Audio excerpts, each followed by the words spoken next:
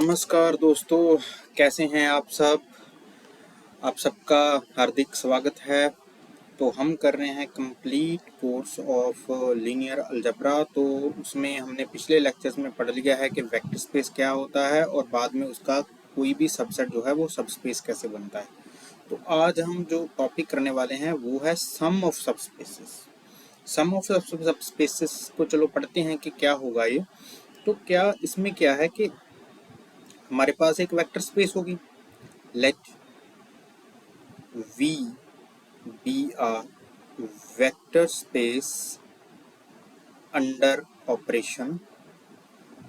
कोई भी vector space कब बनती है, एक तो सेट होता है और एक दूसरा उस पर कोई ऑपरेशंस डिफाइन होते हैं। तो V is a vector space and W1 and W2 are two subspaces of V। तो जब कोई सेट किसी वेक्टर स्पेस का सबसेट बनता है तो वो भी सेम ऑपरेशंस के अंडर ही बनता है। ये हम सारा पढ़ चुके हैं। तो V एक वेक्टर स्पेस है और W1 और W2 जो हैं वो उसके क्या हैं, सबस्पेसेस। तो अब हम सम की बात करेंगे। Then sum of subspaces W1 and W2 is defined as. कैसे डिफाइन करेंगे? W1 प्लस W2 क्या होगा, एक सेट होगा। It is defined as set of elements जिसमें इस तरह के एलिमेंट होंगे x प्लस वाई टाइप के। और इसमें x कहाँ से आएगा, W1 में से, एंड y जो पीछे वाला एलिमेंट है वो कहाँ से आएगा, W2 में से। तो W1 plus W2 sum of two subspaces क्या है, एक सेट है जिसमें इस तरह के एलिमेंट्स होंगे जो दो एलिमेंट्स का सम होगा। पहला एलिमेंट जो है वो पहली सबस्पेस को बिलोंग करेगा और दूसरा जो है वो दूसरी सबस्पेस को बिलोंग करेगा। तो एक और बात, ये तो हो गया सम ऑफ सबस्पेसेस। तो चलो उसको यहीं डिफाइन कर लेते हैं या बाद में करें, चलो बाद में कर लेंगे। पहले एक थ्योरम है उसका प्रूफ देख लेते हैं। थ्योरम क्या है कि अगर V एक वेक्टर स्पेस है, let V under these operations be a vector space and W1 and W2 are its subspaces। इसकी दो सबस्पेसेस भी दी हैं। तो क्या है कि प्रूव करो, prove that W1 and W1 plus W2 इनका जो सम होगा, prove that sum of subspaces of V is also a subspace. तो क्या प्रूव करना है, सिंपल से लैंग्वेज में अगर मैं इस थ्योरम को बोलूं तो ये थ्योरम है कि sum of subspaces of a vector space V is also a subspace. तो प्रूफ क्या करना है कि W1 प्लस W2 जो है ये भी एक सबस्पेस है, is a subspace of vector space V। To prove, ये मुझे प्रूव करना है। तो कैसे प्रूव करूं? तो हमें पता है कि जब एक वेक्टर स्पेस जो है, जब किसी हम वेक्टर स्पेस की सबसेट को अगर प्रूव करवाना हो कि वो सबस्पेस बनाता है या नहीं बनाता है, तो क्या करते हैं? सबस्पेस प्रूव कराने के लिए कौन कौन से स्टेप पूरे करते हैं? पहला स्टेप है कि जीरो होनी चाहिए उस सेट में जिसको सबस्पेस प्रूव कराना है। तो क्या जीरो है इसमें? चलिए देखते हैं कि नहीं है। देखिए W1 एंड W2 दोनों क्या हैं, सबस्पेसेस हैं। अगर सबस्पेसेस हैं तो हमें पता है कि कोई भी सबस्पेस जो होता है वेक्टर स्पेस का उसके पास जीरो जरूर होता है। तो इसका मतलब क्या है कि जीरो W1 के पास भी है और जीरो W2 के पास भी है। तो अगर मैं इन दोनों का सम लूं 0 प्लस 0 तो क्या आएगा 0। तो ये किसको बिलोंग करेगा, ये W1 प्लस W2 सेट को बिलोंग कर गया ना। तो इसका मतलब क्या है, इसका मतलब है 0 जो है वो W1 प्लस W2 सेट में है। W1 प्लस W2 सेट क्या है, इस टाइप का। तो 0 क्योंकि W1 एंड W2 सब स्पेसेस हैं तो 0 तो दोनों के पास होगी तो उनका सम भी 0 ही आएगा। तो अगर सम 0 आएगा तो वो सम वाले सेट को बिलोंग कर गया। तो 0 तो इस सेट में है। पहला स्टेप पूरा हो गया। अभी दूसरे स्टेप की बात करते हैं। दूसरा स्टेप क्या है कि वो जो सेट होना चाहिए, मतलब जो W1 प्लस W2 है, this should be closed under addition. ठीक है, तो क्लोज्ड अंडर एडिशन होना चाहिए। कि अगर एडिशन, क्लोज्ड अंडर एडिशन का मतलब क्या है, किसी सेट को क्लोज्ड अंडर एडिशन कब बोलते हैं कि कोई दो एलिमेंट लूं मैं उससे और उनका सम भी उसमें आ जाए। तो लीजिए, ये दो एलिमेंट्स मैंने उठाए, x1 और y1 मैंने w1 प्लस w में से उठाए। अगर W1 प्लस W में से उठाए हैं, पर W1 प्लस W2 में से कैसे एलिमेंट्स आ रहे हैं, ऐसे सम टाइप के एलिमेंट आ रहे हैं ना, x1 प्लस y टाइप के। तो x1 क्या होगा, किस टाइप का होगा, ऐसे होगा x1 plus y1 where x1 belongs to W1 and y1 sorry यहाँ पे x2 ले लो,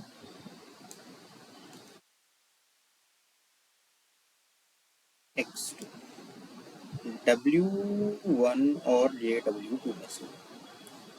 तो एलिमेंट ऐसे टाइप के आ रहे हैं हमारे पास सम वाले सेट में से।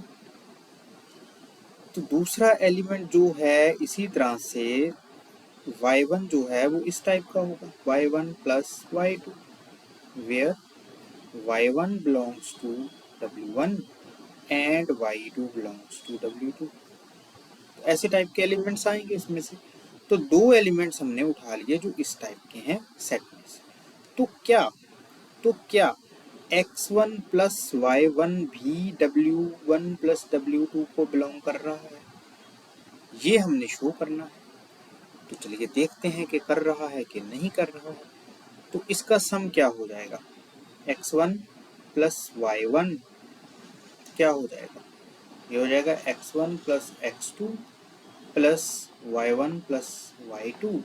तो ये क्या हो जाएगा, भी देखिए, ये x1 और y1 ऐसे लिख सकता हूँ मैं इसको, ऐसे लिख सकता हूँ। अब x1 और y1 कहाँ से हैं, दोनों W1 से हैं और W1 एक सबस्पेस है। बिकॉज यहाँ पे रीजन लिखते हैं, because x1 y1 belongs to W1 and W1 is subspace, so it is closed under addition. It means x1 plus y1 कहाँ से belong करेगा, W1 से। और by the same reason x2 और y2 कहाँ से हैं, x2 और y2 W2 में से हैं। और क्योंकि W2 एक सबस्पेस है तो x2 प्लस y2 कहाँ बिलोंग करेगा, W2 में से। और x1 जो है वो कहाँ बिलोंग कर रहा है, ये सेट कहाँ बिलोंग कर रहा है, ये वाला एलिमेंट W1 में से। और ये कहाँ बिलोंग कर रहा है, W2 में से। इस लॉजिक से तो इससे आप क्या देख पा रहे हैं, तो ये वाला पूरा का पूरा जो एलिमेंट है वो कहाँ जा रहा है, W1 प्लस W2 वाले सेट में। तो दो एलिमेंट्स लिए थे इस सेट में से और इनका एडिशन भी कहाँ चला गया, W1 प्लस W2 में। तो इसका मतलब है कि W1 प्लस W2 जो सेट है इज क्लोज्ड अंडर एडिशन। अब तीसरी बात देखने वाली रह गई कि क्या ये क्लोज्ड अंडर स्केलर मल्टीप्लिकेशन है। तो क्या देख सकते हो आपके है या नहीं है? क्या देख सकते हैं आप?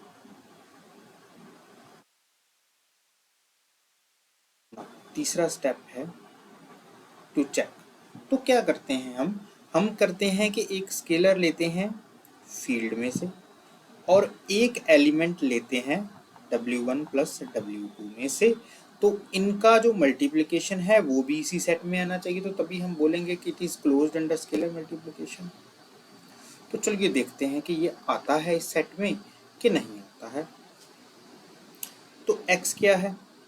x तो इस टाइप का होगा ना, x1 प्लस y1 टाइप का। यहाँ पे जो x1 है वो W1 में से होगा और जो y1 है वो W2 में से होगा, क्योंकि सम वाले सेट में से उठाया है एलिमेंट, तो ऐसा एलिमेंट ये दिखेगा। तो अगर हम इस एलिमेंट को अल्फा के साथ मल्टीप्लाई कर दें तो ये कैसा रहेगा? ऐसा दिखेगा ना, alpha of x1 plus alpha of y1। अब देखो रीजन क्या है, एक्सप्लेनेशन क्या है इस चीज की कि x1 जो है वो W1 में से है और अल्फा फील्ड में से है। तो इसका मतलब है कि x1 अल्फा इंटू x1 जो है वो कहाँ जाएगा? W1 में। क्यों? क्योंकि W1 एक सबस्पेस है। सबस्पेस है तो ये तो क्लोज होगी ही। दूसरा रीजन, क्योंकि y1 जो है वो W2 में से है और अल्फा फील्ड में से है, तो इनका मल्टीप्लिकेशन कहाँ जाना चाहिए? W2 में, क्योंकि W2 भी एक सबस्पेस है तो ये क्लोज होनी चाहिए अंडर स्केलर मल्टीप्लिकेशन। तो इस लॉजिक से ये वाली चीज कहाँ चली गई? W1 में, और ये वाली चीज कहाँ चली गई? W2 में। तो ये दोनों W1 प्लस W2 के एलिमेंट सम टाइप के हैं, तो ये कहाँ चली गई? ये कहाँ एलिमेंट चला गया? W1 plus W2 set type का एलिमेंट चला गया ये। तो इसका मतलब क्या है कि W1 plus W2 is closed under scalar multiplication. ये क्लोज्ड है अंडर स्केलर मल्टीप्लिकेशन, ये क्लोज्ड है अंडर एडिशन, और also 0 belongs to this set. So this implies that step 1, 2 and 3 implies that W1 plus W2 is subspace of V vector space। तो ये हो गया कि अगर किसी वेक्टर स्पेस की दो सबस्पेसेस हैं तो उनका सम भी क्या हो जाएगा? एक सबस्पेस हो जाएगा। तो चलिए अब आगे चलते हैं।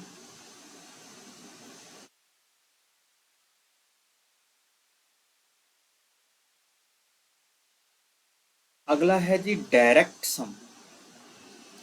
डायरेक्ट सम, ये तो सम हो गया, तो डायरेक्ट सम क्या हो? डायरेक्ट सम क्या? सपोज कीजिए एक वी वेक्टर स्पेस है और दो उसकी सबस्पेसेस हैं W1 एंड W2, और सम का तो आपको पता ही चल गया, सम भी एक सबस्पेस ही होगा।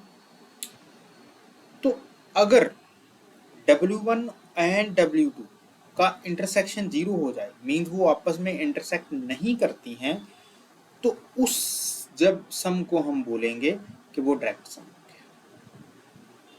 डायरेक्ट सम क्या होगा कि W1 प्लस W2 के सम को, इस सम को, this sum can be called direct sum if W1 intersection W2 क्या हो जाए? इनका आपस में इंटरसेक्शन क्या हो जाए? 0। और इसे डिनोट कैसे किया जाएगा फिर? डिनोट करने के लिए इसको अलग चीज है। This direct sum, it is denoted as W1, this thing. This is known as direct sum. Direct sum का मतलब क्या है कि जो सब स्पेसेस का सम हो रहा है उनकी आपस में इंटरसेक्शन जीरो है, वो इंटरसेक्ट नहीं करते, उनमें कॉमन क्या है, सिर्फ और सिर्फ जीरो एलिमेंट.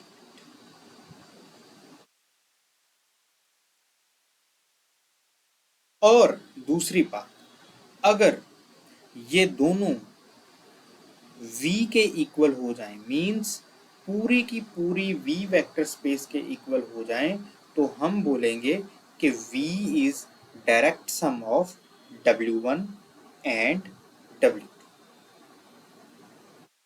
इसकी एग्जांपल्स देखते हैं डायरेक्ट सम की. तो हमने पिछले लेक्चर्स में हमने कुछ काम किया था. क्या काम किया था, हमने देखा था कि एक स्पेस ऑफ n टपल्स, जैसे Fn है, जहाँ Rn है, जहाँ R2 है, तो चलिए R2 की बात कर लेते हैं. एग्जाम्पल ऑफ डायरेक्ट सम की बात कर लेते हैं. लीजिए जी, R2 है, under the simple addition and multiplication it is a vector space. तो इसके एलिमेंट्स किस टाइप के होंगे, टू टपल्स होंगे. तो मैं इसकी एक सबस्पेस बनाता हूं इस टाइप की.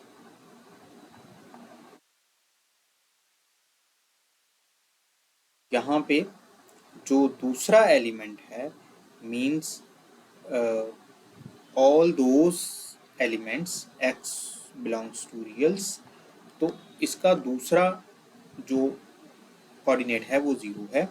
और W2 एक सबस्पेस बनाता हूं जिसका पहला कोऑर्डिनेट जीरो. ऐसे दो सेट बनाए. मैं इनको सबस्पेस क्यों बोल रहा हूँ, क्योंकि ये सबस्पेस हैं, आप इन्हें प्रूव कर सकते हैं, बहुत आसान है इन्हें प्रूव करना. तो देखिए, अब इनमें कॉमन क्या है, इनकी इंटरसेक्शन क्या है. पहले तो हम इनकी इंटरसेक्शन देखेंगे.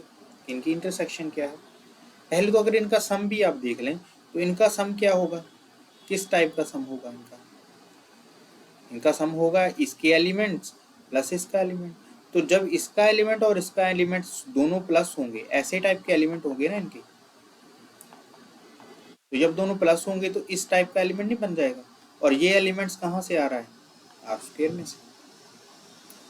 तो जो सम है इनका, इनका जो सम है वो कौन सा एलिमेंट जनरेट कर रहा है, आर स्क्वायर का. वैसे तो ये भी एलिमेंट आर स्क्वायर का है, ये भी एलिमेंट आर स्क्वायर का है, और इनका सम भी आर स्क्वायर में जा रहा है. बट ये पूरी की पूरी स्पेस को जनरेट करेगा, पूरी की पूरी आर स्पेस. तो पहले हम देख लेते हैं कि इनका इंटरसेक्शन क्या है. इनका इंटरसेक्शन क्या है, इनका इंटरसेक्शन क्या है, इनका इंटरसेक्शन होगा वो सारे के सारे एलिमेंट इनके पास आएंगे जिनके पास यहाँ पे दूसरा कोऑर्डिनेट जीरो है और यहाँ पे पहला कोऑर्डिनेट जीरो है, वो सारे के सारे एलिमेंट्स आएंगे. तो बेसिकली इसमें क्या आ जाएगा, जीरो. चलो और अच्छी तरह से इसको समझते हैं, ज्योमेट्रिकली समझ लेते हैं इसको. Geometrically this is x axis, जहाँ पे y जीरो है. Geometrically, y1 is x-axis. This is x-axis. और जो W2 है वो क्या है, जहाँ पे x हमेशा जीरो है, तो वो होगी जे y-axis, जहाँ पे x हमेशा जीरो है.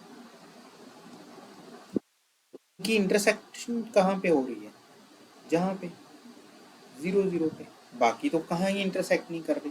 तो इसलिए इन दोनों का इंटरसेक्शन क्या होगा, जीरो जीरो जीरो होगा. तो इनका जो सम है वो है डायरेक्ट सम. वी का इस प्लेन में से, आर स्क्वायर में से, ये पूरा का पूरा जो प्लेन है ये आर स्क्वायर है.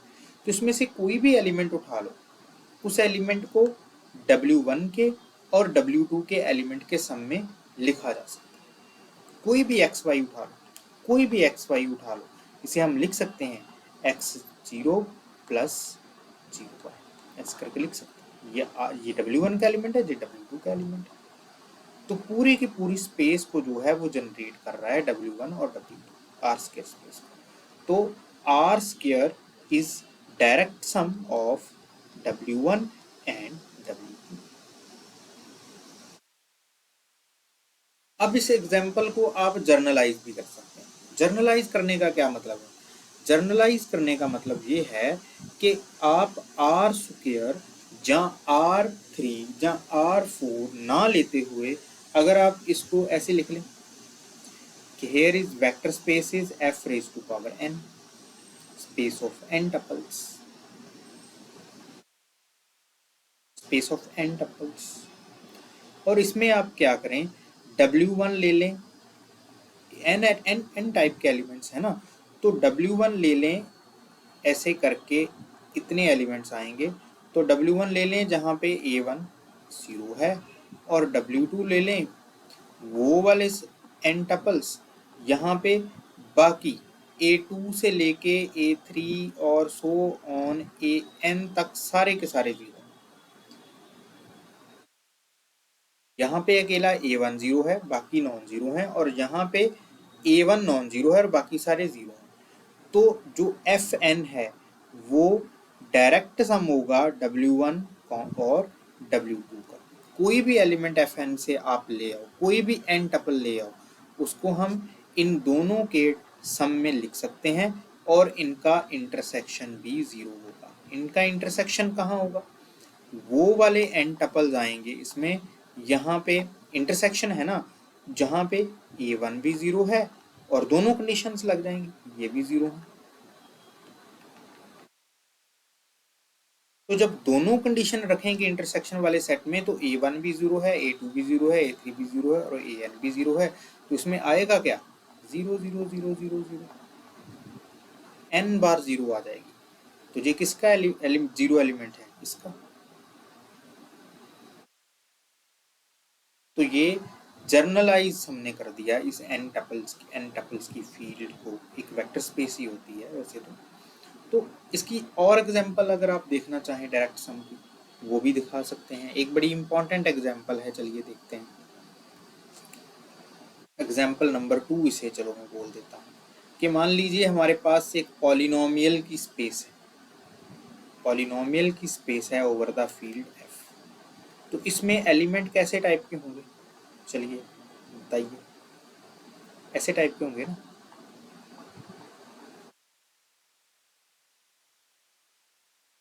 ऐसे टाइप के एलिमेंट्स होंगे। यहाँ पे जो AI जो हैं, जो कोफिशिएंट हैं, वो कहाँ से आ रहे हैं? फील्ड से आ रहे हैं। तो ऐसे करके इसमें एलिमेंट्स हैं। तो आप इनकी सबस्पेसेस देखिए किस तरीके से, वो आपने बाद में खुद से चेक करना है कि वो सबस्पेस बन रही हैं। वैसे तो बनेंगी, बिल्कुल बनेंगी, बड़ा आसान चीज़ है उनको प्रूव करना, क्योंकि अब आपको सारी चीज़ें क्लियर हैं कि सबस्पेस कैसे प्रूव करते हैं। तो इनकी एक सबस्पेस लो W1 इसकी, जिसमें वो वाली पॉलिनोमियल आप लो, वाली पॉलिनोमियल्स लो जहाँ पे AI 0 है। कब? जब I इज इवन। तो यहाँ से जो इवन पावर वाले जो x हैं, उनका जो कोफिशिएंट है वो क्या है? 0। और W2 एक ऐसा ले लो जिसमें वो वाली पॉलिनोमियल्स आए यहाँ पे AI तो 0 है, बट कब? जब I जो है वो ऑड है।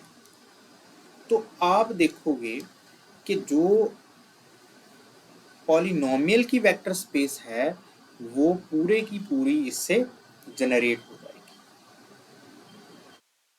और इनकी इंटरसेक्शन, इंटरसेक्शन में वो वाली पॉलिनोमियल्स आएंगी जिसके पास ये दोनों कंडीशन हो, क्योंकि इंटरसेक्शन जब किसी दो सेट का होता है तो जो कंडीशंस होती हैं वो इकट्ठी हो जाती हैं, दोनों कंडीशन फॉलो होनी चाहिए इंटरसेक्शन में। तो जहाँ पे AI जो है वो 0 हो जब I ऑड भी हो, और AI 0 हो जब I इवन भी हो। तो जब दोनों ऑड इवन ही 0 हो गए तो इसमें क्या रह जाएगा? सिर्फ और सिर्फ 0 पॉलिनोमियल रह जाएगी इसमें। तो इंटरसेक्शन तो 0 है। और कोई भी पॉलिनोमियल आप ले आओ, इन दोनों में एलिमेंट्स मिल जाएगा जिसके डायरेक्ट सम में हम लिख सकते हैं। अगर इसकी जर्नल एक एग्जाम्पल देखनी चाहें तो देख सकते हैं। जैसे चलिए 3 पावर तक पॉलिनोमियल ले लेते हैं। पीएफ में क्या ले लेते हैं हम एक क्लैरिटी के लिए, तो चलिए यहाँ से चल पड़ते हैं ऐसे करके, जो है वो फील्ड से आ रहा है। तो इसका W1 एक सबस्पेस बनाओ। ये सबस्पेस, पहले तो ये सबस्पेसेस हैं, मैं प्रूव नहीं कर रहा जहाँ पे, प्रूव आप खुद करके देख सकते हैं, बड़ा आसान है इनको प्रूव करना। तो पहले क्या हमने वो वाली पॉलिनोमियल्स जहाँ पे आएंगी जहाँ पे व्हेन ai जो है वो 0 है जब i इवन है, और W2 में वो वाली पॉलिनोमियल लेके आओ जी जो जब ऑड हो तब 0 हो जाए, ऐसे करके।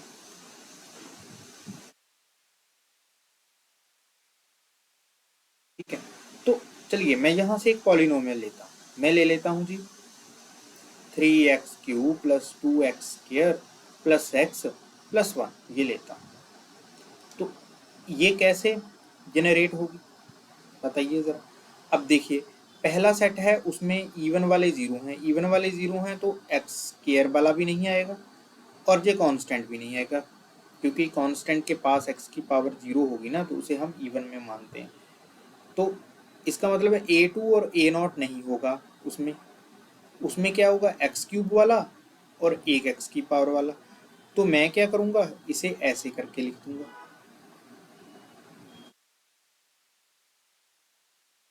इनमें से एलिमेंट।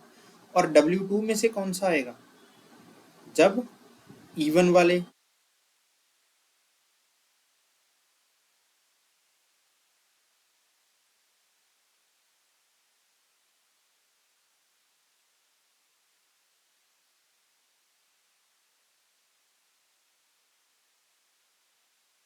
जा सकता है, और इनकी इंटरसेक्शन भी 0 है, बिल्कुल इसी लॉजिक के साथ, क्योंकि इंटरसेक्शन में दोनों कंडीशन लगेंगी, इवन और दोनों कोफिशिएंट 0 हो जाएंगे, तो 0 पॉलिनोमियल ही बचेगी। एक और बड़ी अच्छी यहाँ पे एग्जाम्पल जो है वो आएगी।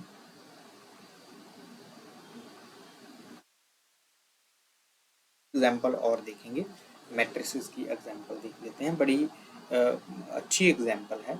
तो हमने क्या देखा कि जो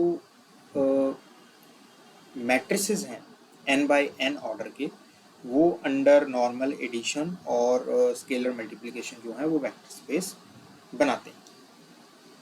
तो ये एक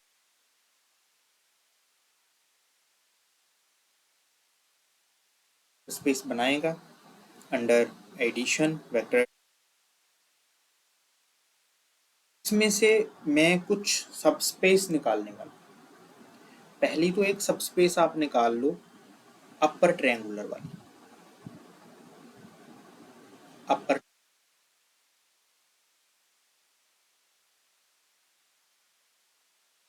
मैट्रिसेस निकाल लेते हैं।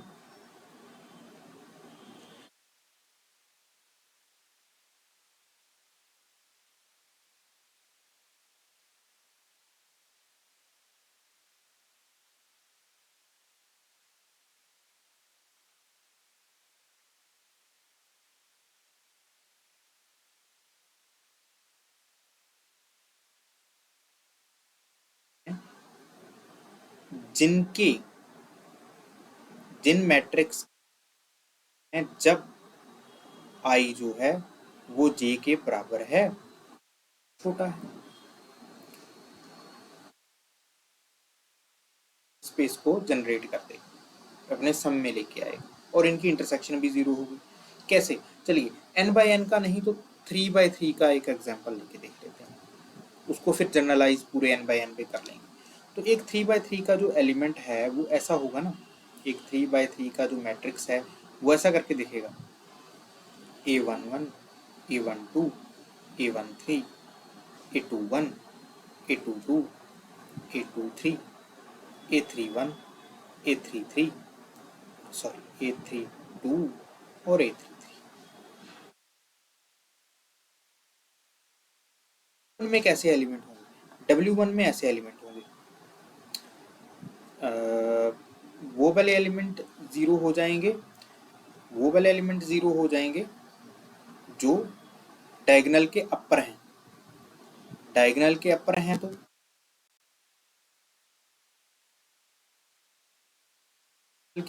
तो ये वाला भी ज़ीरो हो जाएगा, ये वाला भी ज़ीरो हो जाएगा। तो जब आई बड़ा है,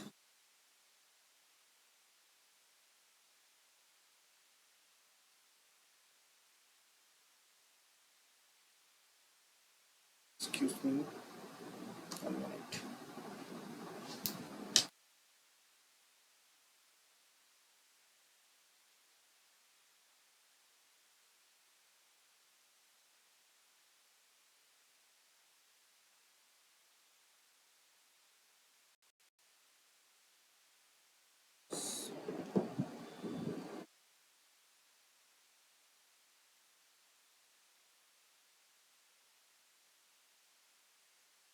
देखिए आई किधर किधर बड़ा, आई इधर भी बड़ा है, इधर भी बड़ा है, इधर भी बड़ा है, और इधर बराबर है और छोटा है।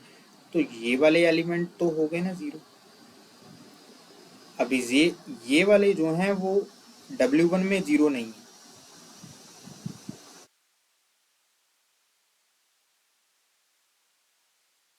क्या ऐसे एलिमेंट होंगे W1 में, और W2 में कैसे एलिमेंट होंगे?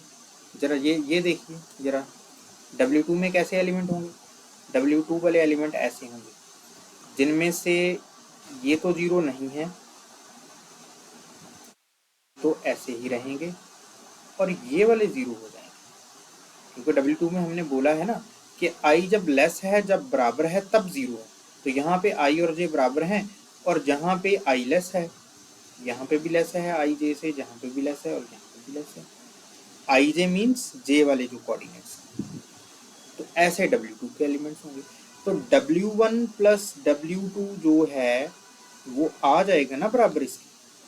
तो कोई भी एलिमेंट में लूँ 3/3 टाइप का, वो इन दोनों के डायरेक्ट सम में तो लिखा ही जाएगा, और जब इंटरसेक्शन करोगे आप तो 100% है कि उसमें जीरो ही आएगा।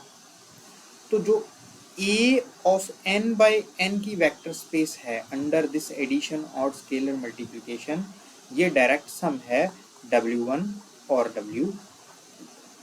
आप देख लीजिए, इनकी इंटरसेक्शन करा के देख लीजिए, ज़ीरो आएगी। क्यों ज़ीरो आएगी? क्योंकि इंटरसेक्शन में वो वाले एलिमेंट आएंगे, जब I J से बड़ा है वो भी ज़ीरो हो जाएंगे, जब छोटा है और बराबर है तब भी ज़ीरो हो जाएंगे। तो सभी एलिमेंट ज़ीरो हो गए, तो वो क्या बनेगा? एक ज़ीरो मैट्रिक्स। तो इनकी जो इंटरसेक्शन है वहाँ पे एक ज़ीरो मैट्रिक्स ही होगा और कुछ नहीं होगा। ऐसे करके हम देख सकते हैं कि एक जो वेक्टर स्पेस है वो अपनी सबस्पेस का डायरेक्ट सम भी हो सकता है। तो चलिए दोस्तों, इस लेक्चर में इतना ही। आगे हम जो अपनी लेक्चर की सीरीज़ है लीनियर अलजेब्रा कंप्लीट कोर्स की, वो हम जारी रखेंगे। आप ऐसे ही हमें अपना प्यार जो है वो देते रहें। धन्यवाद, thank you so much. Comments हमें ज़रूर करें और कमेंट्स में बताएं कि आपको ये चीज़ कैसी लग रही है, और अगर कुछ आप पूछना चाहते हैं, जहाँ कुछ बात करना चाहते हैं, तो भी कमेंट्स में ज़रूर कर सकते हैं। Thank you very much.